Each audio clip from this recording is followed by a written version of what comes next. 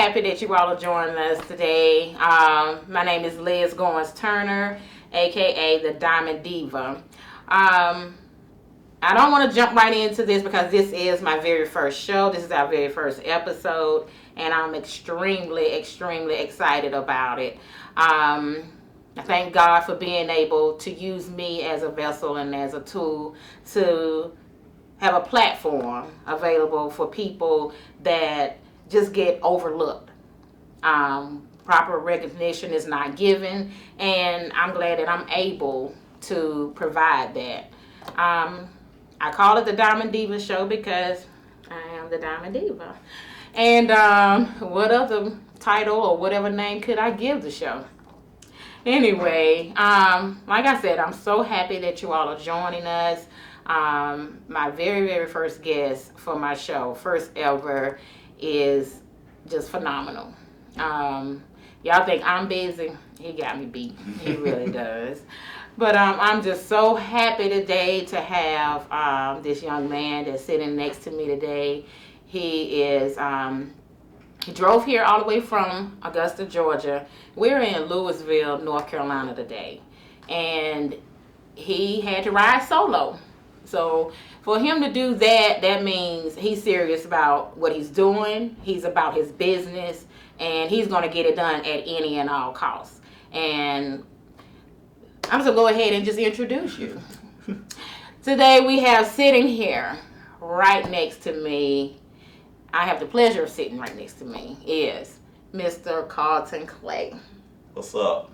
How you doing? I'm good. How are you? I'm so good. I'm so good. Awesome. Thank you for that elaborate and beautiful introduction. I appreciate it. You're welcome. I'm privileged to be here. I didn't know I was your first guest. I didn't know this was the first episode. Very first. Wow.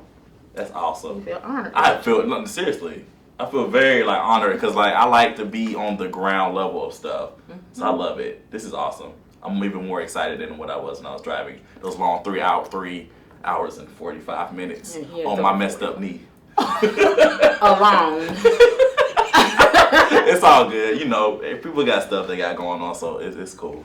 I know, and you do have a lot going on. I do. Now, I don't think it's. I don't know. You said I have you beat. I think you got me beat. You don't want to be traveling all over and all this stuff. Who just drove 3 hours? I know, and 45 but minutes? Who's next player at the Galas in New York though? Shout out! Shout out! I like what you did there. You threw that in there. Y'all Nice get that? transition. I'm like to use you for my co-host. Hey, I'm down. I love it. I know you do love the camera, and I know you was gonna be a natural. I knew you would make me even feel comfortable today. Cool. So That's what's up. Excellent. good. I'm good. Okay, I put the word out there, and I wanted people to contact me as far as wanting to know information about you, as well as my own questions. Okay. And when I was going through your bio, I discovered that at the age of 16, you was diagnosed with acute lymphoma, leukemia. Mm-hmm. Wow. I mean, can you just give us a little bit about, first of all, a lot of people probably don't even know what it is. Right. I did a little research on it when I read it in your bio. But could you give us a little information on exactly what it is? Well, basically, it's just cancer in the bone marrow. That's pretty much what leukemia is. Like I said, I was diagnosed on March 16th of 2002. I was 16 years old. What happened was y'all think I'm busy now. I was even more energetic and busy. When I was a teenager, I went to a fine arts school. We always had stuff going on. I was busy at church. My dad's a pastor. So back then he was just an associate minister, but he was still busy. So that means we were at church too. So we had a lot of stuff going on, and I just all of a sudden became really tired and very fatigued. And my mom just thought I was just doing too much. And then before my diagnosis, I actually had the flu, but it wouldn't go away. It was one of those things that was just lingering. So my mom decided to take me to my pediatrician. And apparently my hemoglobin was real low, like a 4. And I was like I said, real tired, real fatigued, couldn't really walk. It was just a lot of stuff going on. So he was like, well, we're going to send him to the emergency room so he can get tested. But he already knew that those were symptoms of leukemia. So they sent him to the emergency room, then they confirmed it over there, and just been, I had to go, of course, go through the chemo and all that stuff. But, God is good. I actually went into remission. I was a fast responder to the chemotherapy. I went into remission 2 months later after my initial diagnosis. Wow. So it wasn't a long span of me having cancer. I only had it for 2 months. But of course they still put you on a regimen. So I was on a 3-year regimen because they want to make sure that it doesn't come back. So they want to just keep you on that whole chemotherapy, radiation, all that stuff. So I had to go through that for 3 years. So after that it's just I'm here living life and happy. Praise God for that. So I'm 28. I'll be 29 this year. So he's such a baby. He's a baby, y'all. That's funny. You're a baby. I get that at work a lot because a lot of people that I work with they're not. We're older than me, but most of them are older than me, and it's like, oh, you're a baby, and they be talking about all this other stuff. I'm just like, yeah, I don't know what y'all talking about. See, my oldest is about to be 25 this year. So okay. I don't know. I look good for my age, but no, I'm just kidding. I ain't kidding about it, but no, I ain't gonna take the shine off of you, right? That's about you. It's your show, though. But so it takes some time. You deserve it. Yeah. Take it.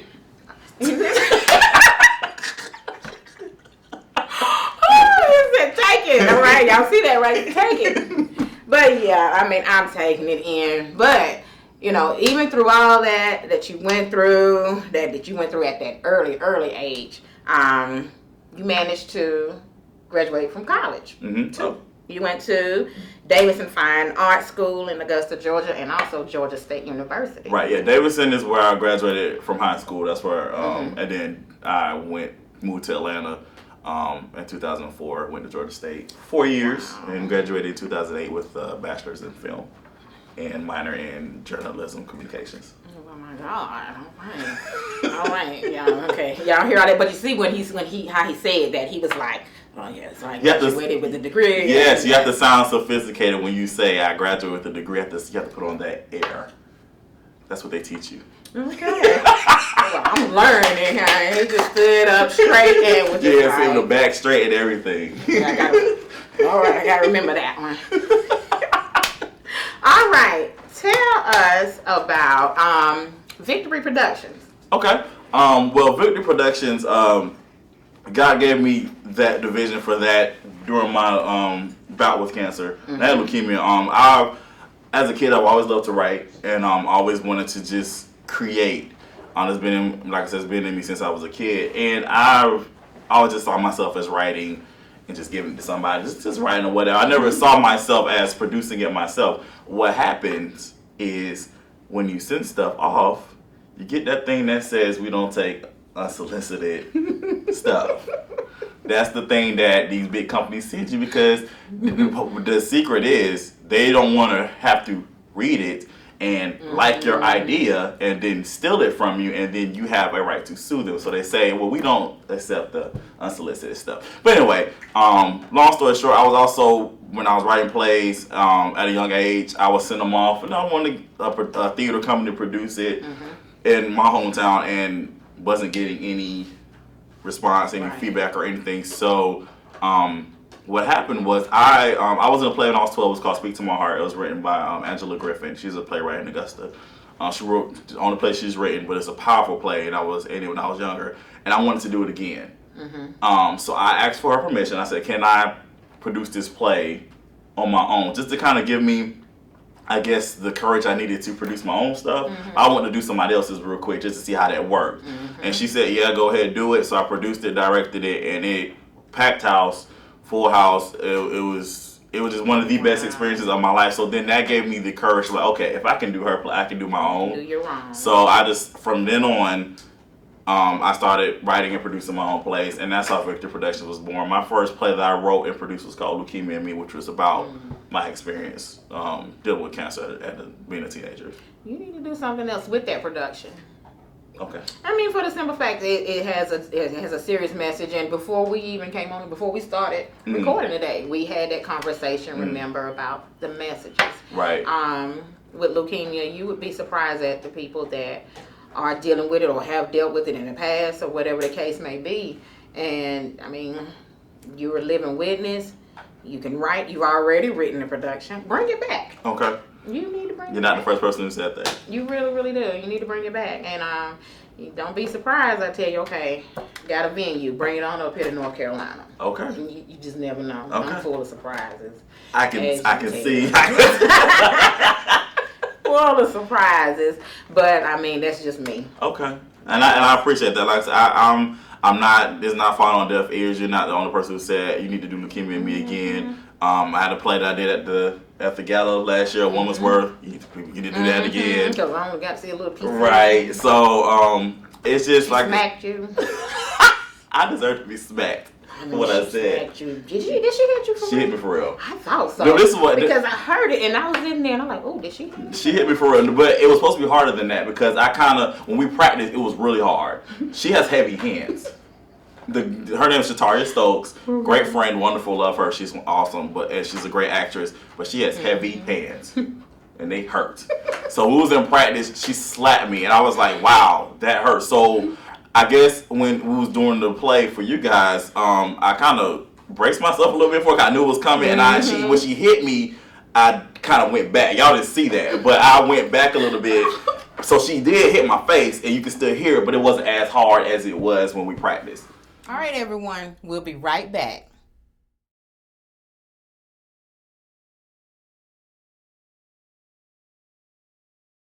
Welcome back, everyone, to the Diamond Diva Show. All right, so y'all seen that picture, right? Okay, was I exaggerating? No, it wasn't. Yeah, that was a hard slap. It was. It sounded off too. Yeah, but if you would have seen it in practice, it would have been a lot worse than that. My face was throbbing after that practice. So, but no, it was great. I like when I do plays. I like to be as realistic as possible. If your characters, if it says hit.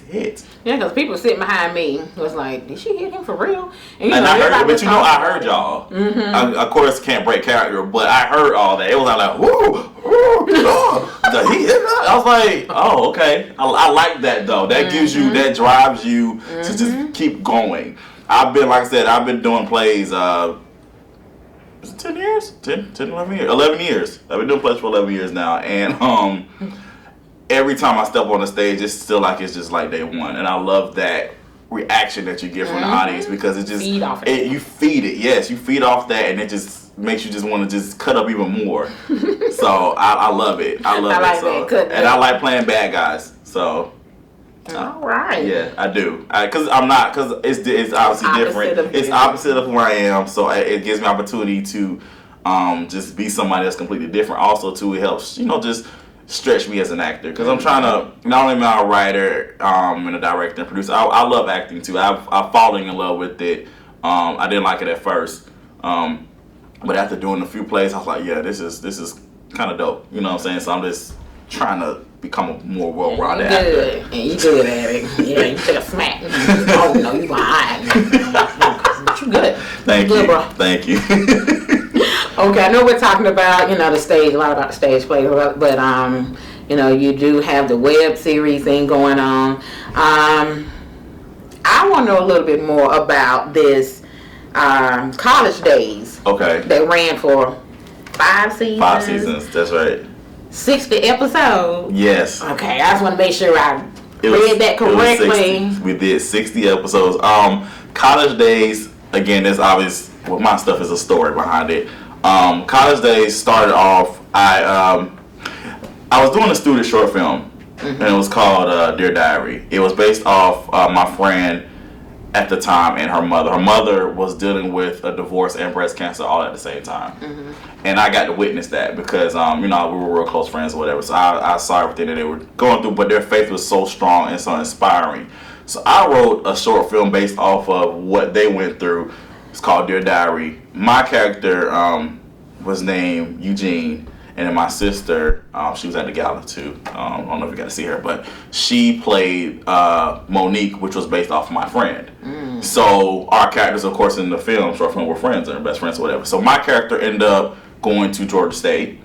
And so I did another short film because the first one I did was, I was like, oh, this is fun. I want to do another one. So I took my character and called it Dear Diary. The Eugene Chronicle was focused on Eugene being at Georgia State, his first time being away from college and kind of dealing with all that temptation. And I got a group of my friends at Georgia State, and I was like, hey, I'm making a short film. Do y'all want to do it? And they was like, yeah, it's fun. Let's do it. So we all did it. It was great. We had a blast. And I got another idea. I said, hey, let's make this into a series. I think this would be so great to make into a series. So I taught it at college days. Originally, I wanted it to be on our station, our student station at Georgia State. The one thing about me is I don't like to run around. I hate it. I don't do that too well. It might either let it be yes or no. I don't. Right. That's, you know what I'm saying. So I was going to. I went to our general manager and I said, hey, I have this show. I told him I'm a novice filmmaker at the time. This was 2006. So I'm just starting out with recording and all stuff. I didn't really know production stuff. Even though I did production in high school, I was still learning it and still trying to get my feet wet with it. And I was like, I know it looks a little rough, but I really believe in this project, and I think it's going to be a really great show.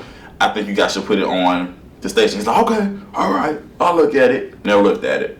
So I got frustrated, and I was like, okay. And then so my homeboy, me and him are still friends to this day. My friend Lamont Johnson, he said, hey, why don't you just put it on the web?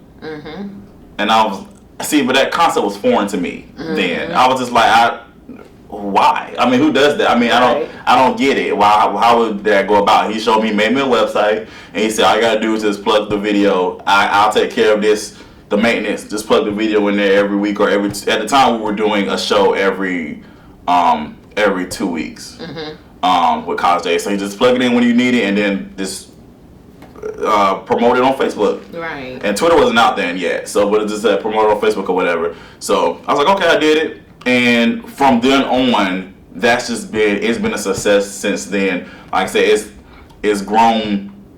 Doing internet stuff, doing web series stuff has grown. I discovered web series, and it was a whole different world. I'm glad I was able to be a part. I'm glad I am a part of it. So, like I said, we did College Days. I did 2 seasons at Georgia State, and then I graduated. I took the show back to Augusta because I moved back home, and we did 3 more seasons. Generate a whole I took my character, moved to Augusta, and generated a whole new cast. Took that Monique character that my sister was in the first short film from the beginning, put her in the season 3 cast, and just it spun off from there. So like I said, we did College Days from 2006 until January of 2011, and like I said, we did 5 seasons and 60 episodes, and people to this day cannot believe that. I know. That's why I was like, okay, I'm saying this right? It's right. $0 budget. Just had my camera and some people who are some of the greatest people in the world who just love acting, or because they love me so much, they just want to just help me out any way they can. So I really appreciate that, and I'll never forget everybody that's been involved. Like I said, that was my very first show, and that's my baby. And I was really sad when it ended, because you know things come to an end. That's life. And I was really sad about that, because I said again, it's like my first hand. Right. With that. And like I said, it's just been a tremendous blessing, because it gave me the courage to actually step out even more, and just continue just to do what, God has gifted me to do. That's right. Amen. No. But you was blessed to, be able to write and, really, really, like we said earlier, and we spoke on earlier about getting the messages out there. The Lion's Den. Now, I've seen a couple of episodes of that. And then, you go on Facebook, y'all, and you see these pictures. I mean, they posing like, yeah, we bringing this. I mean, like, what? And I can't even describe it. The episode, I'm trying to remember exactly what happened in those episodes I've seen. But you could tell that these people really, really had a passion for acting. They was loving what they was doing. But I'm going to allow Carlton to just go into more details, because I think you're doing some filming for it right now. Is it a... Well, the final season of The Lion's Den premieres this month. Oh, man. Yeah. We did, again, 5 seasons. I thought it was 5 of that, too. It's 5. Yeah. 5 seasons to be my number. For some reason, it's 5. But at the end of this, then we'll have had a total of 50. So we did 50 for this series. So I'm gonna say this before I get into Lions Den. When I first met, like actually seeing Liz for the first time, like I pulled because I told Liz I wasn't coming. I only came to one day of the gala because I had to work. My work schedule was kind of all over the place. I work in news, and so I came Saturday morning with my crew, and we pulled up. And I think I had just gotten out of the workshop, and all these like everybody came out, and I was getting out the car, and it was like, "You're the Lions Den guy," and I was like, "I'm not up here for that though. I'm up here for my play," and I was just like, I didn't realize that people knew, you know what I'm saying, and it's a blessing. It really is because I don't do it for recognition or fame or whatever. I just do it because I love to write and I love to create, and you know, and it's definitely just a blessing when people stop you.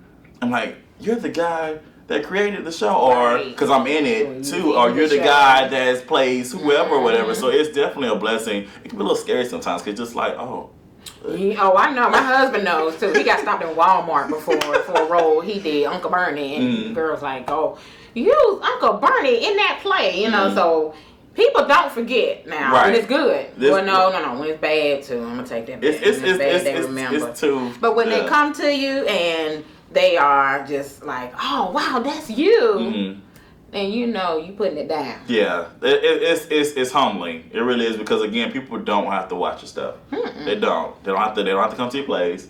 They don't have to watch stuff on the internet. They don't have to watch the shows on TV, but they do. And a lot of people take that for granted. And I'm praying to God that He continues to just help me to stay humble in that because I love it. I love seeing the reactions. It's the same thing with theater. Like I said again, you just love getting that reaction. I like the comments. I like comments good or bad. I feel like the bad comments, not like don't be crazy now because I will take it. I don't take me there because I will go there with you. But and you may save all your life. Right. But constructive criticism, I think, is important because that helps you grow. The show, The Lions Den, we've gone through we went through a big transition as far as the show. The first 3 seasons, and I'm ahead of myself because I need to talk about what the show's about. But the first 3 seasons, I actually shot like a TV show. I shot it because normally TV shows are 30 minutes, right? So I shot it actually like it was on TV. I went to this was the first show that I actually entered into festivals, web festivals. So I entered into the LA Web Fest. We got in last year. We got in again this year too. But I entered it last year, and the creator, Mr. Michael, he sent me a message and he said, "Carlton, your stuff is great. However, it's too long for the web." Again, another foreign concept to me because I'm thinking if you're producing for the web and it's a TV like show, then just make it 30 minutes like a TV like show. And he's like, no, the web, you have to treat the web like a different medium. You got your theater, you got your film, you got TV, you got the web. I didn't think web was a really different medium. I'm thinking web and TV are the same thing. So that's how my mind is working. And I learned something completely different. Wow. So he was saying because our attention spans, they're not long, especially when we're sitting on a computer. Of course you got all these tabs on your computer, so you got Facebook, Twitter, Instagram, all that stuff. So it makes sense. He said the web, it should be, if you're doing a comedy, it should be between 6 and 8 minutes. If you're doing a drama, it should be between 12 and 15. Wow. So you taught me something. See, I didn't know that, and I was like, okay. So taking what I learned and applying that knowledge, we made the 4th and 5th season. We actually made it a web content, so where it's between 12 and 15. It goes a little over 15 sometimes, depending on the storyline, but between 12 and 15 minutes. And I actually was blessed to be able to buy a new camera that gives it this cinematic look. Cause the first 3 seasons I was filming with this my regular camera. It let me look good. It was fine or whatever, but now it just took it to a whole new level because I went to the LA Web Fest. I saw all these web shows. There's so many shows out there. It's a lot of shows out there, and they're great. And I just was enamored by what I was looking at. And so I was like, okay, I need to take what I'm learning. I don't want to be in vain. Right. So let me take what I'm learning, let me take what I'm seeing, and let me take what Mr. Michael has shown me, told me, and let me apply it. And put it to work. Right. And that's the thing I love about the festivals. You go to those and you do the networking and all that stuff, but you learn a lot. Mm-hmm. I mean, it's a lot of education that's there. I tell people all the time, grasp that education. Just like next weekend, I'm gonna be in Atlanta, learning under Shelley Garrett. And I mean, I'm going. You have to invest in yourself. You have to learn. You got to travel. You got to get out here and go to these different festivals. Because nobody's gonna give it to you. I mean, it's you have to work, and then you appreciate the blessing and the rewards after it once you put in that hard work. I'm telling you, like I said, God has been so great to me, and I can see He's been great to you and everything that you're doing and everything. And it's just like you kind of sit back sometimes, just like, wow. Yeah. Like it's really happening, you know what I'm saying? So it's really cool. But let me rewind, because y'all probably looking like, okay, what's the Lions Den about? Because you're talking about it's like, what? We don't know what it's about though. But that's all right. I mean, some things need to be said that you just said. That's true. That's true. Well, the Lions Den is about a family. They're dealing with the death of their father. Their father was murdered, and so they're mourning his death, but it seems like all these secrets and lies that he has in his closet start just pouring out. And I don't want to give it away for those who have never seen the show, but I'm just going to let you know now, there's other children that come into play with this show. So it's like it's just all these secrets just come out, and it's just like you're basically just seeing how these group of siblings, how they're dealing with that and how they're trying to stay together as a family. I think the message from this show, I know the show is a little, not little, it's a lot gritty.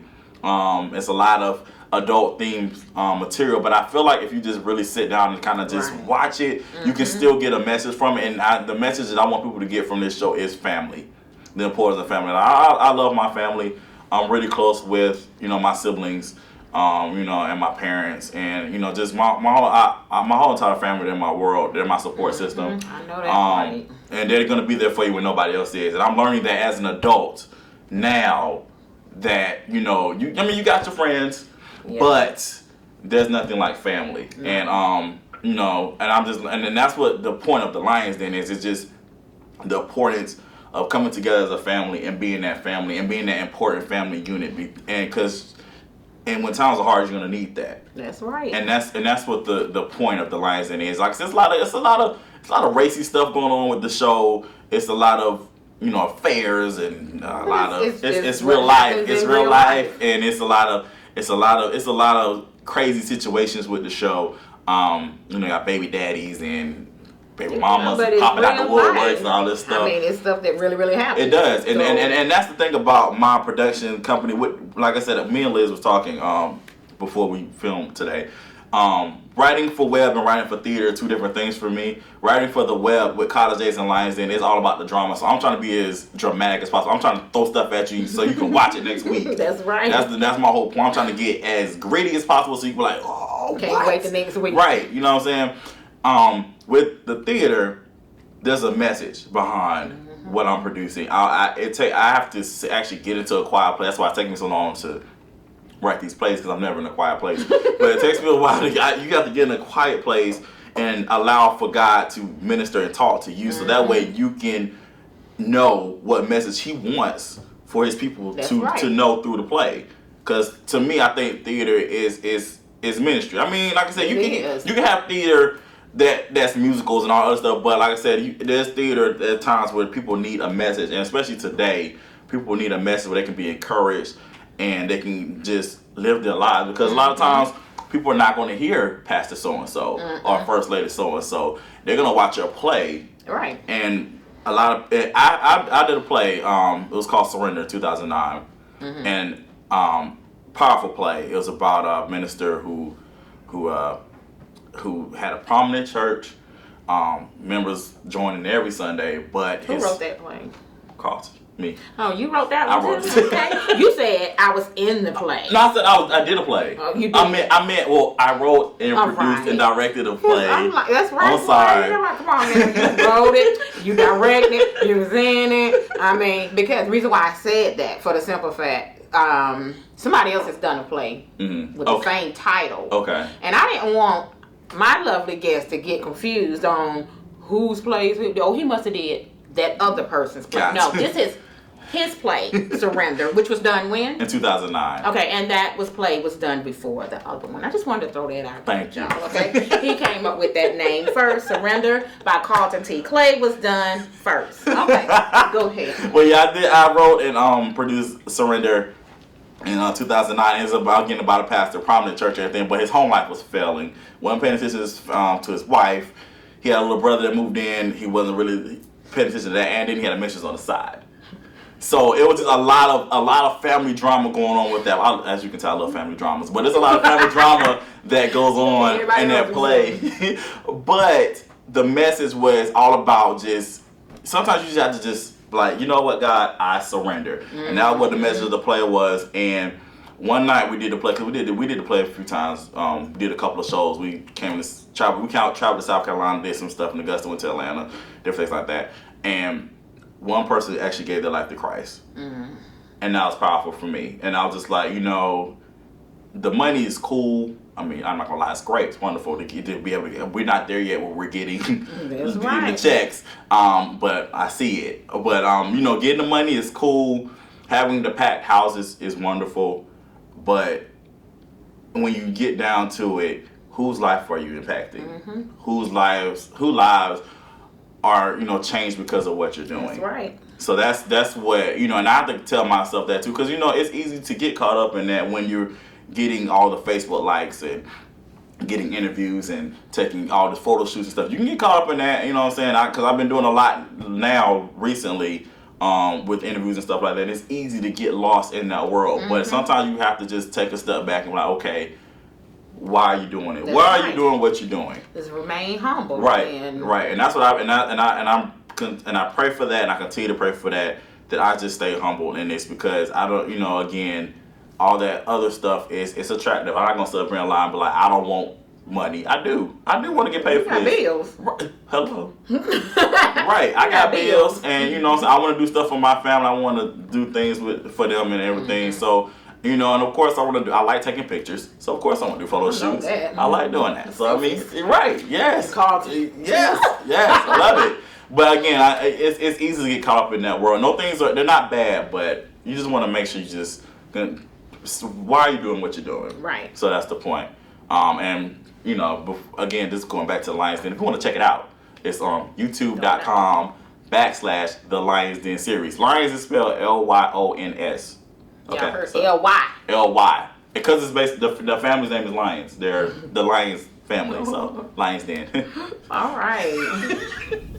Okay, so y'all got that right. Like I said before, he said it too. That's Lions Den with the Y. Lyons. That's right. If you just go to YouTube and just type in the Lions Den series, you'll see it. It pops it'll right pop up. Right. He's the first one that's gonna pop up. He's Carlton T. Clay. T in the middle. What does the T stand for? Tyrone. All right, Tyrone. I'm named after my grandfather and my dad. My grandfather's name was Carlton, and then my dad's middle name is Tyrone. And see, my dad. Originally, I don't bust my dad out, but because my dad's name is Kenneth, and I think somebody wanted him to name me Kenneth so I could be a junior, but he was like, no, I don't want people calling him junior all day. So I was like, no, we're not doing that. And so then also too, the history too, my grandfather and my grandmother, they had 3 girls. Those are my mom's parents, and they only had girls. So technically, I'm the first boy on their side. So for them, so that's why they named after him. All right, first boy. Oh God, first boy. Yeah, throw that out there. But anyway, of course. I'm trying to think. How did we connect? Was it Dominique Huff? Dominique Huff. It's Dominique Huff. Me and him went to Georgia State together. So that's one of my friends. I had to fuss at Dominique yesterday. Dominique. Because my husband put these. We were in Walmart. My husband picked up these glittery shoes and was holding them up until he had them for me to wear today to the show. The Diamond Diva show, and I was gonna come in here with some glittery shoes. He had 2 pairs. One was some boots. Oh wow! And they had glitter on it too. So I posted a picture on Facebook because it was too funny. Dominique said, "I seen you with them shoes on at your event last year."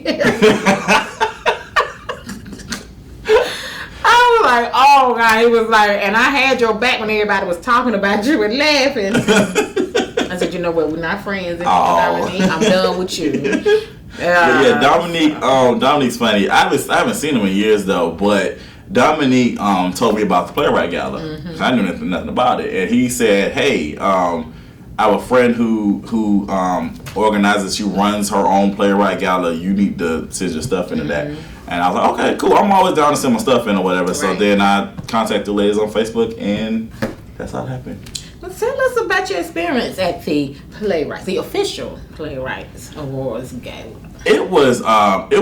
Well, can I say this first? I was sick that weekend too. Were you? You didn't know that? You didn't hear my speech when I said my throat hurts? You don't remember when I said? No. Oh yeah, I was so over. You had a lot. Yeah, you had a lot going on. Well, anyway, not only did I have to work and then come straight from work and wake up the next morning and come, I was sick as well. My throat was hurting. I stopped up and everything. And you can't tell when I was acting. I tried to hide it, but I was real. Like when I got my award, I was like, yeah, I can't talk. I was like, I just said what I had to say and then just kept it moving. Because normally it would have been a lot longer than that. Because I like to talk, obviously. but yeah, my experience, it was a wonderful experience. It could have been better if I was feeling better, but it was a good experience. It was. You didn't tell when you got smacked that you was sick. Right, that's what I'm saying. I'm an actor. I act, so you can't tell I was sick. But no, it was a good experience. Met a lot of great people. The plays that I saw were out of this world. You know how you were saying you want to see more of Woundsworth? That's how I felt with the other ones. I was like, okay, where's the rest of it? You know what I'm saying? So I was just like, it was just a really good experience. Again, I just enjoy being around like-minded people. Right. So I feed off that. I get encouraged off that. I get inspired off of that. And that's one of the things that made me want to say, hey, I think I need to get back in the theater. Actually participating with the Playwrights Gala last year. So I had a great time. And honestly, I wasn't expecting to win. Because there was so many great. I forgot who I was in the category with, but I was just like, oh, they got it. You know what I'm saying? Because I saw the showcase. I was like, that showcase was bomb. And so I was like, okay, yeah, I'm just here just to be here. I just wasn't really expecting to win anything. And when my name was called, and you can see it on my docu-series or whatever because my friend was recording it, I was literally in shock. That was for real. There wasn't acting. There wasn't. I was just like, you know, and it was a great opportunity. When I came back to Augusta and I showed my family the trophy, and our family friend was like, "This is your very first award, as far as being nominated and then whatever. So cherish it, and always remember it. Of course, you're gonna get your Emmys one day. You're gonna get your Oscars one day. That's right. But this is your first award. Always remember that. And so that being a part of that last year is going to always be a stepping stone in my life, because that was when I won my first nominated award. Like I said, I've gotten awards before, but just actually being a part of, and the nominees are, and all the other stuff. It was just an amazing experience, and it's intense. It is intense, but it gives you a taste of what the future is going to be like, if that makes any sense. It's just like you just kind of seeing, okay, God, I see what you're doing. You know what I'm saying? So it was an awesome experience, and the experience I'll never forget. And it was great. I actually bought new clothes for you for that event. That red shirt that I wore is new. Was new. It's not new anymore, but it was new. Wow. That tie I had was new. I'm wearing the vest now, but this is the vest I wore at the gala. That's your lucky vest. So this is the best that I wore. But yeah, I was like, I can't, because I didn't know what to expect. It's my first one, obviously. So I was just like, okay, nobody's gonna outdo me. So I have to dress like we're going somewhere. So I said, let me dress to impress and do all that, because nobody's gonna outdo the kid. So I was like, let me go ahead and. But it was great. The red carpet was an awesome experience. The pictures turned out wonderful. It was cool. It was just a great. It's you just have to kind of come. You know what I'm saying? To really get what I'm saying, because I sound like I'm rambling, but that's just what the experience does to you, because you just kind of it's a lot going on. A lot. So you kind of just you just have to be a part of the moment. So it was cool. It was really great. Next year, well, not next year, this year they'll be in New York. Oh, yeah. So. And Carlton will be there. He's going on record right now. So I have people all across the United States of America and possibly overseas that are going to see this interview. They're viewing it right now. And you're coming. Liz said I'm coming. I was trying to explain to Liz, but she's not taking no fun answer. She's not trying to hear. She gave me a stank phase earlier, but we're not gonna go there. I mean, we got the picture, so you gonna put it up. You a mess. You are a mess. Okay, I have a question. Okay. Being in this business, you're not gonna always get the when you ask some people for support or to do something for you or whatever. A lot of times we have to deal with objection. Mm-hmm. How do you deal with it? That's a great question. Because I'm a growing individual, growing by grace. And I don't take things so graciously all the time. So, and I'm just being honest. But I get mad at first. Mm-hmm. Natural emotion. I get mad. Now, what you do with that anger, that's what is important. Sometimes what I do with it is not godly, it's not Christ-like, and I'm just being honest. But rooting for real though, it's just all about. I do get upset, and sometimes I'm a little hurt, especially by people that you've done stuff for. Oh yeah. I'm the type of person that if I could do it for you, I would do it. If I have the time to do it, or if I have the chance, opportunity, or the money, or whatever, I would do that for you because I care about you and I want to see you win and I want to see you succeed. Right. And it hurts sometimes when you give so much to people, but then when you just ask for a little, like 1%, of like, hey, I need you to do this for me, or I need you to help me out with this. I can't do that. Nah, I can't. Nah. Mm-hmm. It hurts. You know what I'm saying? It really does, especially for people that you consider, your good friends. I understand everybody has their lives. They got stuff going on. I get it. But at the same time, it's like, where does the sacrifice come in? Because I have sacrificed some things for you. Right. So when do you sacrifice for me? Mm-hmm. You know what I'm saying? So it's a hurtful situation. But it's funny that you asked that question, because my mom actually just texted me while we were on break. Because I was talking to her about some stuff. I share my heart with my mom a lot. Mm-hmm. And she sent me a thing. She was just saying, sometimes God has people say no to you because he wants you to solely depend on him. Right. And I'm learning that. Focus off man and focus on him. Exactly. So I'm learning that at 28 years of age right now, just to learn. I'm just learning that sometimes God just has to have you travel on that road alone. Mm-hmm. Like I had to travel here by myself. Which was good. But it was for a reason. It was for a reason. It definitely was for a reason. Because God is giving you that 3 hours and 45 minutes to think. Not only about this interview, but also to focus on him. He wanted that time with you. Right. So that's why it wasn't meant for anybody to be in that car with you. Right. So it was meant for this to happen. It was meant for you to ride here by yourself. When I tell you, to go back by yourself. Right. When I tell you, Liz, I called over 25, texted about 20. I have people I talk to on a daily. Mm-hmm. And I was texting, I was like, hey, what you doing this weekend? I got to work. Oh, okay. I can't take away from your job. I can't pay you, so please go to work.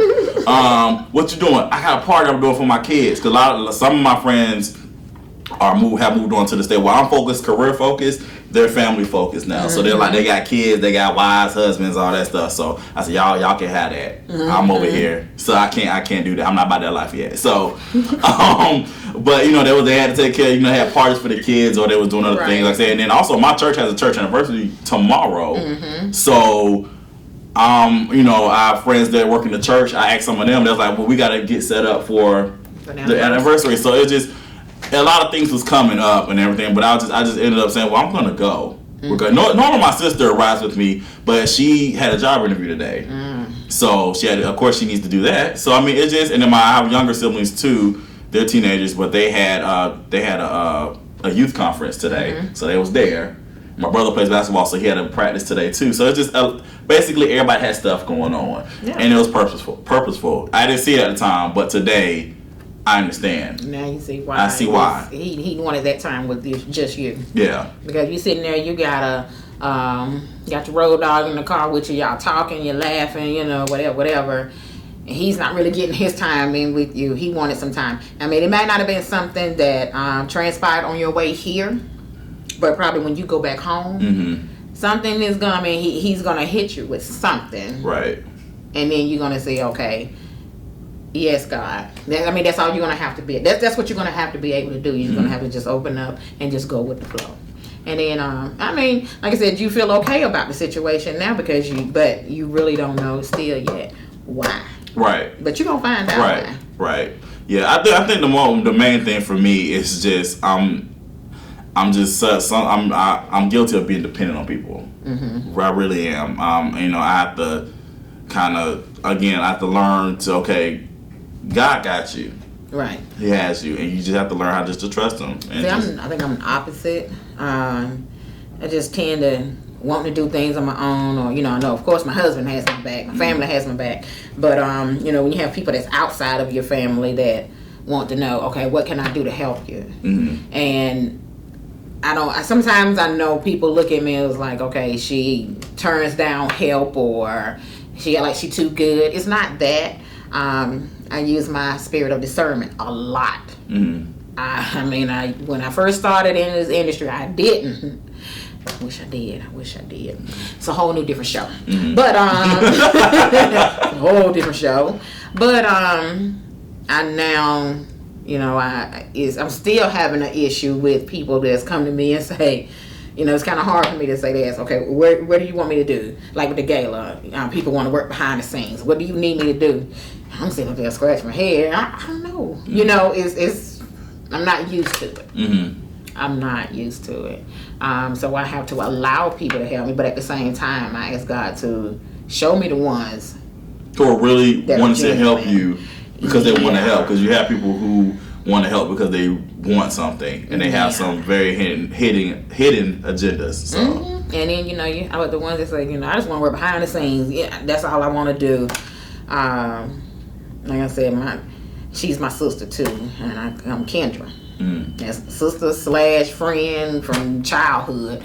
Always popping up, let me know when you need anything. Okay, look, I ain't on Facebook right now, but if you need me, you text me. Mm-hmm. So, and I love that. Mm-hmm. And that's rare. That's very, very rare. Can you tell us about a situation that happened sometime throughout either, I say, your career or just your life period? Mm-hmm. Something that you was doing that you wanted to just give up. Wow. You was ready to throw that towel. So, yeah.